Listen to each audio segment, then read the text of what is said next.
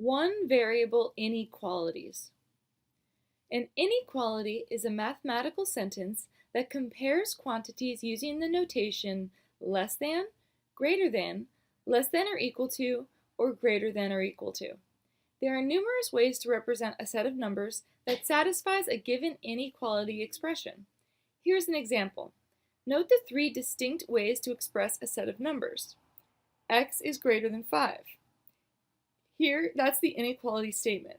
The number line equivalent is drawing a circle at 5 and then a line that goes greater than 5. So a line that goes from 5 up to the end of the number line with an arrow. Its interval notation equivalent is x belongs to the set 5 to infinity. Note, 5 is excluded in the set. The open parentheses here indicates exclusion. So we're not including the number 5. This is x is greater than 5, not including 5. Here's another example. The inequality statement, x is less than or equal to 3. Here's the number line equivalent. We draw a circle at 3, but this time we fill the circle in. It's not an empty circle like the last example. It's a filled in circle, and that denotes that it's less than or equal to. So it includes the number 3. You would write this as x belongs to the interval from negative infinity to 3. And we use a bracket to indicate that 3 is included. So when we have that equal sign here, that means we have a closed circle here and a bracket here.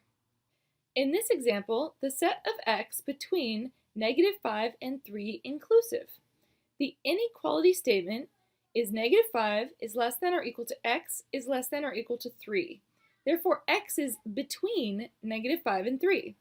So we have circles at negative 5 and 3, and we've drawn a line between those two circles. In this case, we have equal to bars here, here, and here. So we're going to fill those circles in, and we're going to use brackets instead of parentheses. X belongs to the interval negative 5 to 3. In this example, the set of x to the left of negative 5 and to the right of 3 inclusive. Here's our inequality statement. Negative infinity is less than x is less than or equal to negative 5, or 3 is less than or equal to x is less than or equal to infinity. What this looks like makes more sense. So we have two parts here. X is either over here or over here. It's either less than or equal to negative 5, or it's greater than or equal to 3. And we would write this like this. X belongs to negative infinity, comma negative 5, or 3, comma infinity. And we're using brackets here because we're including the numbers negative 5 and 3, and we always use an open parentheses when we're dealing with infinity. Note, the entries in interval notation are arranged from smallest to largest, from left to right on the number line, because negative infinity is less than negative 5, which is less than 3, which is less than positive infinity. The algebraic process for solving an inequality is the same as the process for solving an equality, with one exception. The inequality symbol changes direction when multiplying or dividing both sides by a negative number. So here we have the same equation written out, but this is an equation and this one's an inequality. So the only difference here is the equal sign versus the less than sign. You solve it using algebra the same way each time. However, this last step right here, negative 9x equals 18, negative 9x is less than 18, when you divide both sides by negative 9, the equality sign stays the same, but this sign here flips directions when you divide by a negative number. So the exact same process until the very last step. In Algebra 1, inequalities are solved in one variable with solution sets that are graphed on a number line. In Algebra 2, functions in two variables and their graphs in the plane are a major emphasis. By leveraging the graphs of functions, inequalities in one variable can be solved in a new way. Let's see this in action. The graph of a function g of x is shown. Question 1. What is the domain of g? If we project this graph onto the x-axis, we see it goes from negative 3, a solid circle, all the way over to x equals 5, which is an open circle. Therefore, the domain would be from here to there with a bracket on the left, since this is a closed circle, and a parentheses on the right, since it's an open circle, from -3 to 5. Question 2. What is the range of G? If we project the graph onto the y-axis, you'll see the lowest point is here, a closed circle at -3, and the highest point is over here, which is at x equals 2, or y equals 2. So the range goes from -3 up to 2, and we have a bracket on the left side because the lowest number, -3, has a closed, filled-in circle, and it has a parentheses on the right since this is an open circle right here. Question 3. Solve for x. G of x is greater than 0. G of x is greater than 0 means the y value. So we're looking for y values that are greater than 0. So an open circle at 0 and up. So we just look to the left and we see there's no values over here where g of x is greater than 0. So nothing up here. And we look over here and we see, look, there's this portion of the graph right here that is greater than 0. If we draw an open circle right at 0 where x equals 3, and it goes up to there. So x belongs to the set from -3 to 5. Both have open circles, so we'll have two parentheses. This is where g of x is greater than 0. Let h of x equal 2x plus 3. Its graph is shown. Use the graph to solve the inequality h of x is greater than -5. Since the inequality compares the value of h of x to -5, the graph of the line y equals -5 is shown as well. That's here in blue. The function values of h of x are greater where h is positioned above y equals -5. Hence, h of x is greater than -5 for, and we'll complete this on the next slide. Alright, so hence, h of x is greater than -5, which is down here, for x is greater than -4. So at this point, right here, h of x is greater than -5 because it goes up this way. And so that happens right at this point, which has an x value of -4. So the solution is x belongs to the set -4 to positive infinity, because from here all the way over to positive infinity. Let h of x equal 2x plus 3. Use algebra to solve the inequality. So h of x is greater than -5. We can plug in the function 2x plus 3 here, and then solve for x. We get x is greater than -4, hence h of x is greater than -5 for x values that are greater than -4.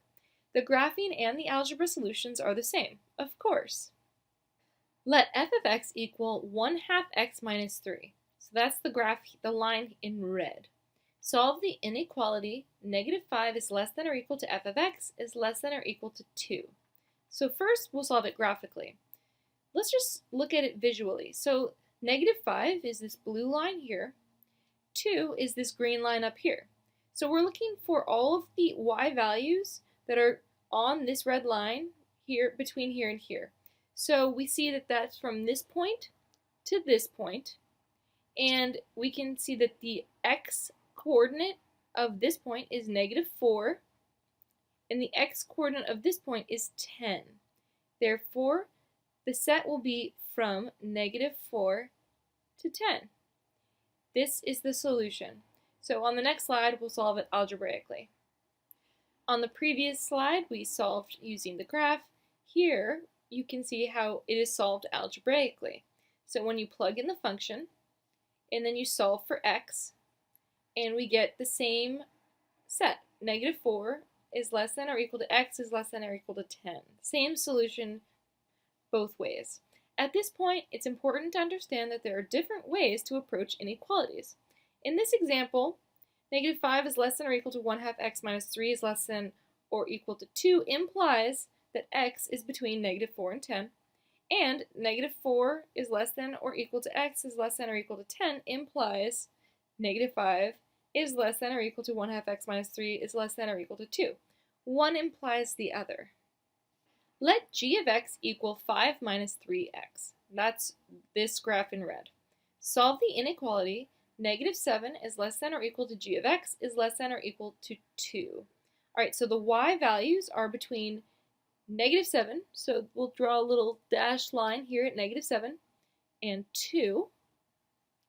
And we can see that this range from here to here takes place from this point to this point, which have x values of 1 and 4. Therefore, the answer is x belongs to the set 1, 4. Now, let's solve that algebraically. Negative 7 is less than or equal to g of x, which is 5 minus 3x, is less than or equal to 2. So, first, let's subtract 5 from each portion. And we can see that those cancel there. Negative 7 minus 5 is negative 12, less than or equal to negative 3x, less than or equal to negative 3. We will now divide each portion by negative 3, which means we will have to flip the direction of both of the inequalities because we're dividing by a negative number. This becomes 4 is greater or equal to x is greater or equal to 1, which is exactly what we got up here. X belongs to the set 1, 4. And here's the work written out nicely. Let g of x equal 5 minus 3x. Solve the inequality. 2x minus 5 is less than or equal to g of x, which is less than or equal to x plus 1. On the next slide, we'll solve this graphically, and in 2 slides, we'll solve it algebraically. We want g to be between h and f. So we've gone ahead and graphed out these lines.